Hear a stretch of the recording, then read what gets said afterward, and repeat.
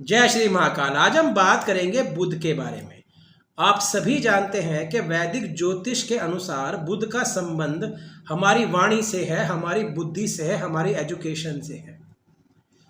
अब आप समझ जाइएगा कि यदि बुध किसी भी हालात में पीड़ित हो जाते हैं, किसी भी तरह से विकसित हो जाते हैं, दूषित हो जाते हैं, किसी पाप ग्रह की दृष्टि में आ जाते हैं या 6, 8, 12 जैसे घरों में बैठ जाते हैं, तो ऐसे में जो बुध के कारकत्व हैं उनमें आपको अवश्य कमी देखने में मिलेगी ही मिलेगी। सबसे बड़ी बात तो यह है कि बुध का मेन जो कनेक्टिविटी है वो है हमारा कम्युनिकेशन।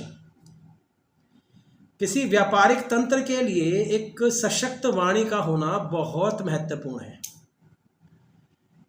यदि कोई व्यक्ति ऐसा है जो पॉलिटिक्स के अंदर है, राजनेता है, तो उसकी शक्ति उसकी वाणी है, उसकी स्पीच है। यदि कोई शिक्षक है तो उसकी शक्ति भी उसकी वाणी है। तो सरल भाषा में कहा जाए तो यदि आपका बुध सशक्त है, बली है, मजबूत अवस्था में है, तो ऐसे जातक की वाणी और बुद्धि बहुत तीव्र होगी, अर्थात वो अपने शब्दों का प्रयोग सही प्रकार से करेगा। सामने वाले जातक के अनुसार, जो उसके सामने बैठेगा उसी के अनुसार वो अपने भावों को प्रकट करेगा। बुद्धि की शक्ति, आप जब भी कुछ बोल सकते हैं जब आपकी बुद्धि में क्षमता हो, जब आपकी बुद्धि में सामर्थ्य हो, अपनी बात को रखने की हिम्मत हो। यदि आपको यही नहीं पता कि आपको बोलना क्या है, तो ऐसे हालात में बिना बात का बोलना भी ठीक नहीं कहा जाता। इसीलिए पत्रिका में बुध का होना बहुत शक्तिशाली और संपन्नशाली कहा गया है। यदि हम शास्त्रों की बात करें, फल दीपिका में एक जगह लिखा हुआ है कि यदि चतुर्थ भाव में बुध होता है तो ऐसा व्यक्ति ज्योतिष वैशारद होता है।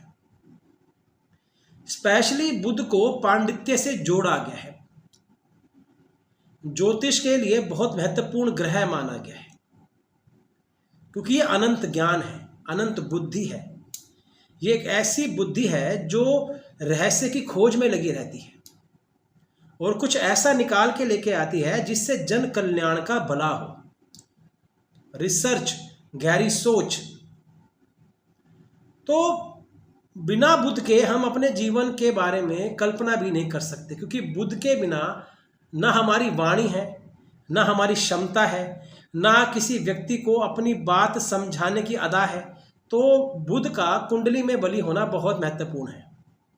दूसरा, आपकी बुद्धि। आप स्वयं जानते हैं कि 3, 7, 11 राशियों को वायु तत्व राशि कहा गया है और इसमें से एक मिथुन राशि भी आती है जो बुध की राशि है। तो वायु तत्व का सीधा संबंध हमारी सोच से है, हमारी समझ से है, हमारे ज्ञान से है। किसी भी चीज़ के बारे में यदि हम विचार करते हैं तो रैपिडली उस पर एक्शन लेने की जो क्षमता है वो हमारा बुध है।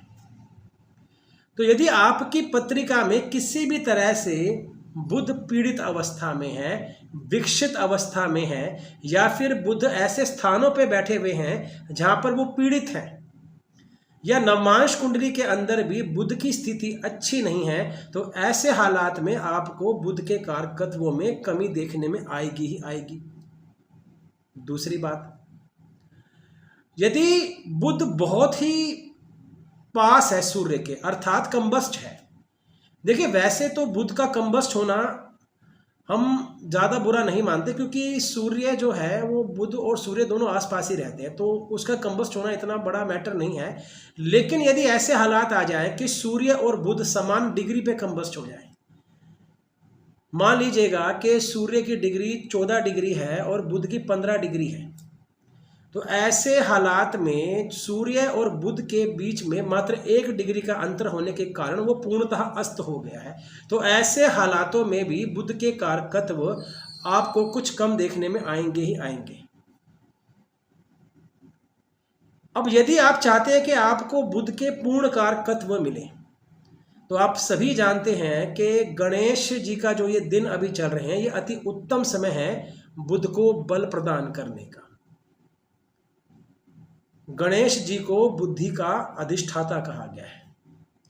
प्रचंड बुद्धिशाली कहा गया, प्रचंड विद्वान कहा गया है, अनंत ज्ञानी कहा गया है। तो यदि इन दिनों आप भगवान श्री गणेश की पूजा करना आरंभ कर देते हैं तो बुध जनित दोष आपके दूर हो जाते हैं।